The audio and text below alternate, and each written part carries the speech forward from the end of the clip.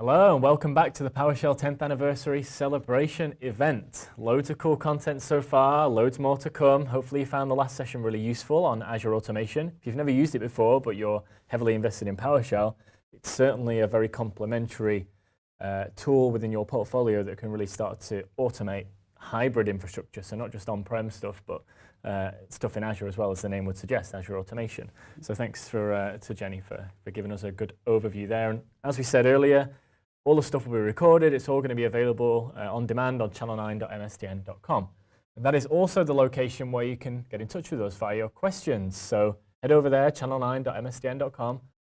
Hit us up with a difficult question. If it's so hard for Keith, then we'll make a point of it. But we've been able to answer most of them so far. So yeah, keep them coming. You can also interact with us on Twitter with the hashtag PowerShell10year. And yeah, that's getting in touch with us. So what else have we got to expect going forward? So when I asked the community to help me out with this event about mid-August, right, we were heading in towards a PowerShell conference in Asia. And a couple of the gentlemen in Singapore came up with this idea of PowerShell and the rest of things. They've been using REST APIs to control IoT devices. They put together a really cool video. This is Paul Amazona, who's a developer, and Sebastian Sumagalski, and I think I pronounced his name properly. Excellent. I thought, I wonder where you were going to go with that. Now, given the time difference between Seattle and Singapore, this is a video that we will go ahead and go away to now.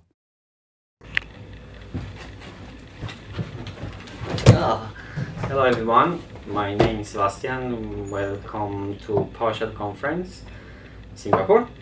I'm here with Paul. Paul will talk about IoT devices with PowerShell. Thank you, Sebastian. Welcome everyone. Today I'll be sharing about PowerShell and the rest of the things. So I have some few devices to share in a while. But before that, let me just introduce a little bit about myself. So I'm a developer by profession, but outside work I am usually a MOOC enthusiast, meetup junkie, sometimes tech hobbyist, maker, and sometimes I play the ukulele as well.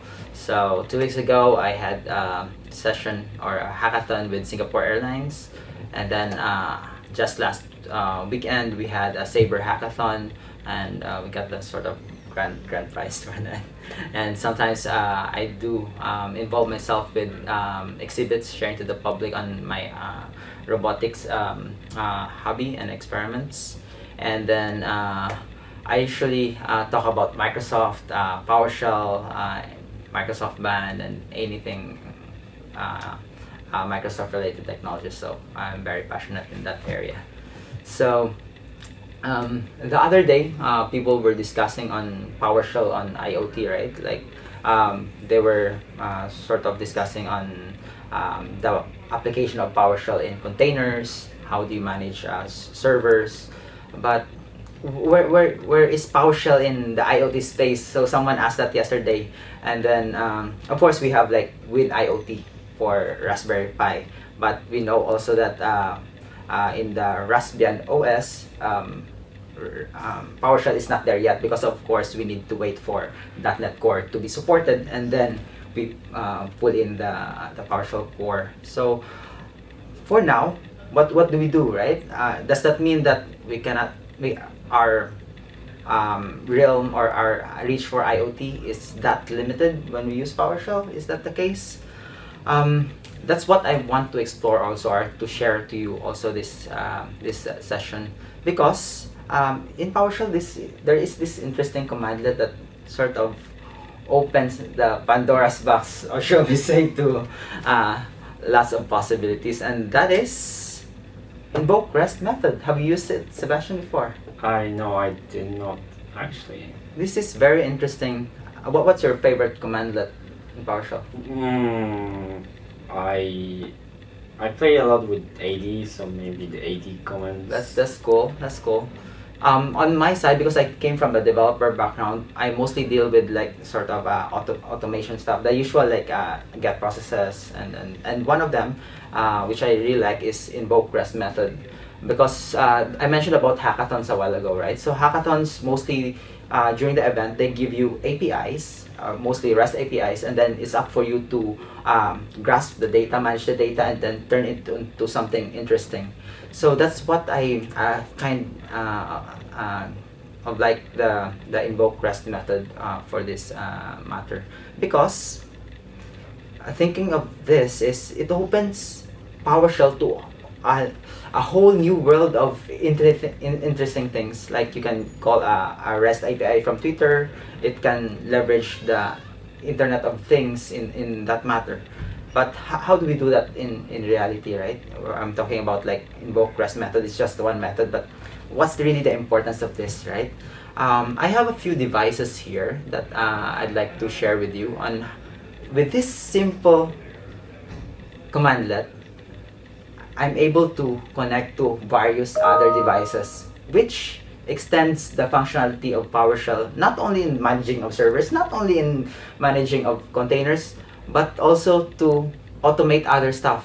Like, let's say if your dustbin is full, you want an alert in your mailbox that, hey, the dustbin is full, come pick me up, right? So we can put sensors there and then have the PowerShell act as a glue to manage this communication around. So let's start with the first demo. What do you think, Sebastian? Yeah, sounds very interesting. When we see that. Let's start. So here, my first demo is one of my favorite IoT device. This is called the Node MCU, which is one of the variants of ESP8266. What I like about this is, you guess how much is this? No idea. It's around like, because usually when people think of Arduino, at least here in Singapore, it cost me around like $10, $20, or some depends on the type of Arduino. I burned an Arduino this morning, and that cost around like $98.99. If for you who knows Arduino Yun, right? I was supposed to bring it here, but man, it got burned last night. So, but what I like about this is, unlike the normal Arduino doesn't have like Wi-Fi built in. But with this device, I got this for around 10. But if you get this from China, I think it's much cheaper than that. But the beauty about this is it's cheaper, but it has built-in Wi-Fi. And what does enable us is it enables me to connect various devices, including my computer, including other languages, to this device. And then what I'm doing here is I'm able to host a web server inside with just a small device. Can you imagine? Yeah, you can host a web server and then publish REST services that other devices can consume. So let me just show you just now. Can you hold this for a bit and then show to the audience what we've got? So right here, I have an LED. So what I'm planning to do is, with our favorite commandlet called invoke REST method, I'm going to turn this LED on. So if you can see the screen, I'm using Visual Studio Code, by the way, and then I have some plugins to do shortcuts. I'll share to you later if we have time. So I'll just highlight this invoke REST method, and with the corresponding REST API that the ESP8266 or Node MCU is providing us. And then let's see how it goes. Invoke REST method. Is it lighting, Sebastian? No. Yeah. Not yet. He's trying to call the. There you go. And there you go. And then how about if you want to turn it off, right? We have here a code, and then it's just a one-liner, right? But the beauty here is, even though it's the one line, this is meant to be. You can connect it with your other code. Let's say when you're trying to open the door, turn on the light, or let's say you have an email incoming, let the light on. So something of a physical prompt that you can use, right? So you're running exactly the same command. You're just changing from 1 to 0. Yes. So 1 here means I'm sending instruction of 1 to send the signal on to the light. So that tells the API to turn on the light in the pin, and then if I send 0, that will turn off the light, and then will correspondingly set the value in the pin to 0. That will turn the LED off. So let's try that. So Control Alt N. I love these shortcuts, man. It's just I don't have to open the PowerShell console. Just in VS Code, I can do. It's off. It's off. Okay, so that's our code. And then for some of you, or a number of you who are very familiar with Arduino programming, we have this very basic. It's like the hello world of IoT devices. We call it the Blinky. So our usual goal is to let the light blink on and off, on and off, on and off. So, but in PowerShell, I think in the Arduino world they call it the Hyperloop or something, because it's just looping on and on. So what I have here is the PowerShell forever loop, shall I say, and then I'll just kill the session later. So this is for 1 equal to 1, and then it will loop the message. So what I'm doing here is just to turn on, sleep for like 500 milliseconds, turn on again, and then sleep. So it will do the Blinky, the basic hello world of IoT. Let's try that. I'll Control Alt N again. Come on, come on, come on. Cool. On, off, and then that's how the hello world of IoT. So what I'm going to show you is, do you know what's happening under the hood? No. So what I'm going to show you next is the service that is running. So let's say it will delve more into the sort of underlying aspect of how it is working. Let me just kill the session first. So we have a PowerShell session running, right? I'll just kill that. Get process PowerShell. Then I have 3. I'll just kill them. Block. Okay, so it stops. And then let's see. So here I have the LED server. So this is what we have, the program that we have inside. So inside it's we call, in Arduino world we call it Arduino sketches, but it's essentially C or C++ code that you can have. So we include a number of libraries that enables it to work with ESP8266. And then what it does is, remember a while ago when we sent this CMD LED1, there's our code running inside the ESP8266 that when we receive the LED1 high meaning when we receive when you send it as 1, it will turn the LED high, which is turning it on. If it receives 0, it will turn it low, which means turning it off. So it's that simple, but of course it's another language, right? It's like C. But what we're trying to show here is, if we're able to wrap a certain IoT device in a RESTful manner, we're able to consume it in PowerShell, so we can control it. So that's a way of enabling PowerShell to run IoT devices. Next, I'm going to show you is, let's say this one is my favorite, or at least one of my favorite. This is the Raspberry Pi, and then what sits on top is SenseHat. Hat is a shortcut for hardware on top. So it's essentially an add-on to Raspberry Pi to extend more features, like more sensors, and then maybe more output. So what we have here is an 8x8 LED, and then it has an accelerometer and a lot of other features. So what I'm going to show you is how to send message in this LED, and then probably how to get the accelerometer values. So here in the code, let me just show you a bit. So here is the same thing. What commandlet are we going to use? It's invoke REST method. There's so much thing that you can do with this. It's like an underestimated a kind of command that. But let me just show you here. So what I'm going to do is sensat hello PowerShell. So if you can just show to the audience, then I'll try to invoke REST method. It's invoking. Is it running? Should be running anytime soon. Yay! Yay! Hello PowerShell. Okay. Wow, how So- cool is that? How cool is that, right?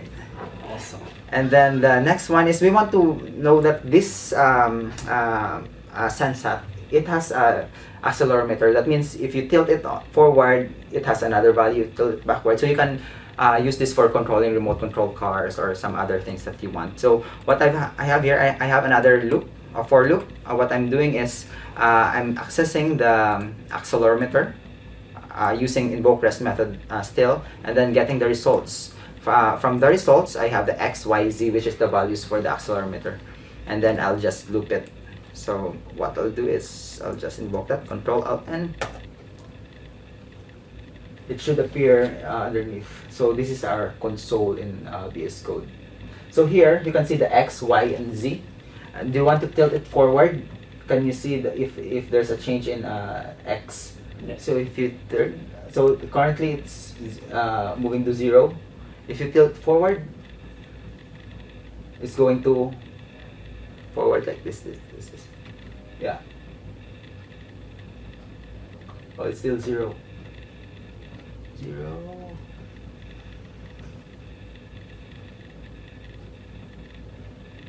Cool. Yeah. Should oh, something is moving. So this is like the y. So let's see, here is closer to 1, right?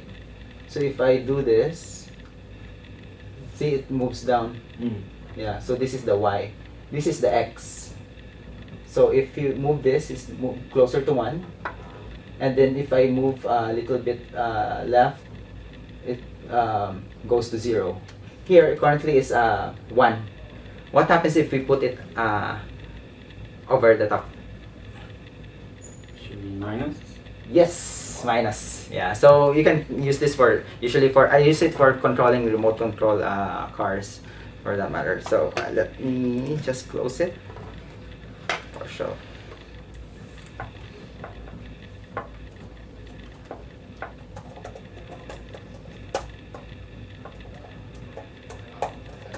I think we have a bit more time for one more. Okay, PowerShell kill. I see something very okay. interesting over here. Yep. So maybe quick This introduce one. Okay. what's this? This one is another Raspberry Pi, but what we have here is another hardware on top. This is called the Grove Pi. Grove Pi comes with different sensors and actuators. What we have here is a light sensor, as well as the LCD RGB, so you can set the color and set the message on it as well. So currently, is there any message? No. No. So what I'll show you in a while is we'll try to display some message there as well. So did I kill the PowerShell a while ago? Let me just process PowerShell. Okay, I didn't kill it. It's still running. Okay. Let's go move to Grove Pi. So Grove Pi, same commandlet, invoke REST method, but instead of the sensat scrolling the screen, it will appear right here. So Control Alt N. Does it appear? It should be appearing anytime soon. Yeah. Yep. We have a PowerShell is awesome. Yep. So now, you still have the other sensor. Okay. So this other sensor, this is a light sensor. That means if you cover this, that will have a different value. If you open it, because there's light, it will have a different value as well, which is, I think, higher. So what we'll do now, let's say if we don't have a drawer here, but let's say usual use cases for this is if there's if you put it inside a drawer, if someone opens your drawer, then let's say you're in the kitchen, you'll know you'll have where's that ESP8266. So this one, right? So yeah, let's say this one is in the kitchen, and then someone opens your drawer or something. Then you want to be alerted if someone opens your drawer. So because we don't have a drawer, we'll just cover it with a cap, right? So right now, we'll just cover this with a cap. Okay, and then what we have here in the next code is light sensor. So light sensor, what we have here is a loop that calls the light sensor. If the sensor is greater than 50, then it will turn on the light. That means if it's open, it's supposed to light greater than 50, it will light this. Otherwise, if it's dark, then it will not light. So that means that if someone stole your hat, then they should light, and then I'll know, you're stealing my hat, right? I'll get this. I'll try Control Alt N. So that should be running right now. So do you want to take away the hat? Yeah, let me studio cut. Oh, sensor is not working. The thief is running away.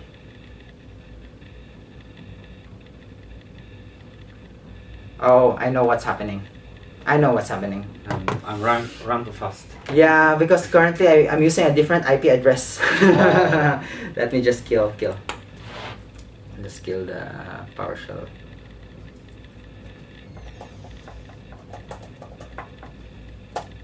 Okay, process PowerShell. Okay, cool. And then this one, because the IP address for this has changed to 159 instead of 160.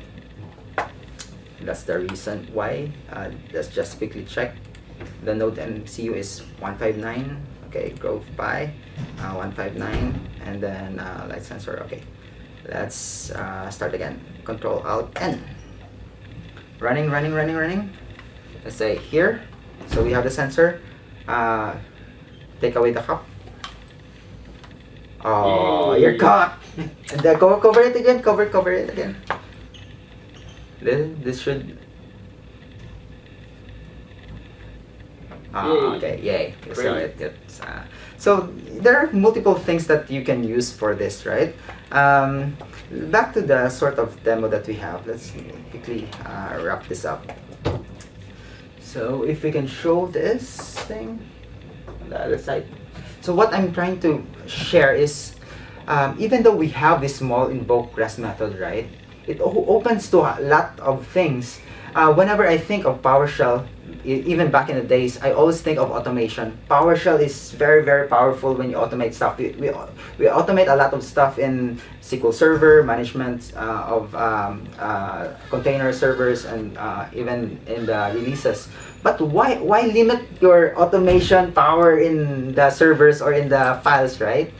There's a whole new other era or other activities that you can use PowerShell to automate also. So let's say when you're there's an issue in the certain machine, you want to look into it, and then suddenly you can have your coffee maker brew some coffee. So at least while you investigate the issue, you have a coffee video, and there it opens to a lot of new things. So what I think of PowerShell, not just an automation kind of tool, but also a glue which connects almost everything from Docker containers, databases, servers, all the way to the Internet of Things with Raspberry Pi, ESP8266, and two other sensors. So I think the only limit is your imagination. Yeah. During the PowerShell conference here, we've really learned a lot. We have awesome speakers who shared a lot, and then I can only imagine what these people will do after next, right? So I think here, I think once you have all these interesting things, I think it's up to you to explore, and yeah, the power is yours, man. You have PowerShell is open source as well, so you have the source code now. So you go change the world. Okay. Okay, Yeah, thank you very thank much you very for much, today, and happy birthday, PowerShell. Yay! Hello and welcome back to the PowerShell 10-year anniversary celebration event. It's party time here, that's for sure. Hopefully you've seen some cute code in the previous session. We've had an excellent array of sessions so far during the day. There's lots more to come as well. We've had sessions on SQL Server, on managing your Tesla, on controlling your sprinklers. Now more IoT stuff you've just seen. We've seen Azure automation. There's just been a ton of stuff. And if you've missed any of it, don't worry, because you'll be able to get it all on demand on channel9.msdn.com very shortly, so don't worry. But we've had a number of questions come in while the previous sessions have been going, and we want to make sure that we answer your questions as completely as we can. If you want to ask more questions, again, it's channel9.msdn.com, and you can ask your questions there. We're live on the homepage, so you can interact with us. You can also interact with us on Twitter using the hashtag PowerShell10year. Yes, hashtag. Yes, hashtag. You're getting it, see? They're away. None of this pound nonsense. Being from England, that's hard for me to say. But anyway, Matt and Keith here with you. Should we go through some of those questions before we go to the next session? So, top one. We were talking a little bit earlier about some of the ways that you can provide feedback and influence the direction of the products and have bugs fixed and things like that. We talked about user voice as one of the more recent innovations in this area that loads of people are using. And we also talked about using GitHub as a way to file issues and more, I suppose, more quickly have them rectified within the code with the community's eyes looking at them. So we talked a bit about both of those. But another alternative that Alan Florence has pinged us about on the questions is around how does Connect fit into that? It used to be called Microsoft Connect. How does that fit in with that? Are we still using that, or is that something we should just kind of shove to one side for now? Well, PowerShell team is not using Connect as an input source anymore. What we did was, a little over a year ago, we transitioned from Connect to user voice, and we captured all the information that we had there for the popular things, and that went down to things that had like 15 votes. And then we brought all of those into user voice. Mm-hmm. So the people who made their comments in Connect, we didn't lose them. Anything that was popular, we brought into user voice. Yeah, and I think user voice, most of the modern releases of some of our technologies, like Windows Server, which is close to my heart, for instance, that they're using user voice almost exclusively. And the way we now run preview programs, like Insiders on Windows and early adoption for Windows Server and so on, I think they are perhaps reflective of how Connect used to be. You know, you used to be able to get onto early preview adopter programs that way, and I think that the way we've delivered those has now changed. So user voice for getting in touch and providing feedback and suggestions, and I think the Insider programs are all pretty much public information now, and apart from some of the private ones that people get into as well. So good stuff there. And a comment from Robert Simons, hopefully I'm pronouncing that one of two ways correctly. Don Jones has a wonderful electronic DSC book. So we were talking about resources before. That's a very good desired book. State configuration. I presume if you just searched in your favorite search engine for Don Jones desired state configuration ebook, you'd probably find what you're looking for there. Yeah, cool. So a little bit more of a tricky question from Johan, who's been suggesting a few communities throughout the day today, but he's now on to question mode, so watch out. Here we go, it's tricky. Standard MSDN documentation aside, are there any good guidelines, pros and cons in embedding PowerShell into other products? So for instance, when to use run space pools versus WSMan connection info to remote endpoints where WinRM would handle the run spaces, as one example. Quite a long question, but I'll be very honest, that's probably not something that we've done a particularly good job of documenting currently. And this is one of the things about PowerShell is what really is the best approach for incorporating it into an application. We have probably a long ways to go to improve that. That's one of the things, though, that if people do need some additional guidance, that's a good piece of feedback to give us on user voice. Okay, so final one from Alan again. How do we get gaps in the product sets filled where there are tasks that don't seem to be able to be completed with PowerShell filled? So when no amount of searching, you can't find it, what you're looking for on the internet, is there a way to provide feedback to the product teams, especially as now PowerShell is part of the common engineering criteria? Is it user voice? Is that the best way, do you think? Or either is there a user direct voice channel? or on GitHub. And the thing that we do, Microsoft, when I guess it was about 2 years ago, we really did transition back to listening to the customers. And so the more people that vote for a particular topic that say that they need information on it, the more likely it is that we're going to be able to do something about it with the product groups that, and when we say with the product groups, that's the teams outside of the PowerShell group. Okay. Cool, sounds good. So that's all the questions for now. Make sure you keep them coming in, again, at channel9.msdn.com. You can ask them as many questions as you like. There's no limit, and we'll try and answer as many as we can. And you've also got the pub golf. Don't forget pub golf, code golf. See, you've got just pound. want to go to the pub, I've got man. pub golf. Well, Okay. you know. So code golf is ongoing. So go to codegolf.com and you'll find the PowerShell competition that's ongoing there. You'll see them listed, and we'll come back to that shortly in a future break. Okay. But what's up next for people? So up next, we're going to have Mr. Ben Hodge, who is talking to us from Australia, and he's going to talk about controlling Azure with a PowerShell cloud bot. And so we're going to take a short break here and bring Ben online. Great. See you in a minute.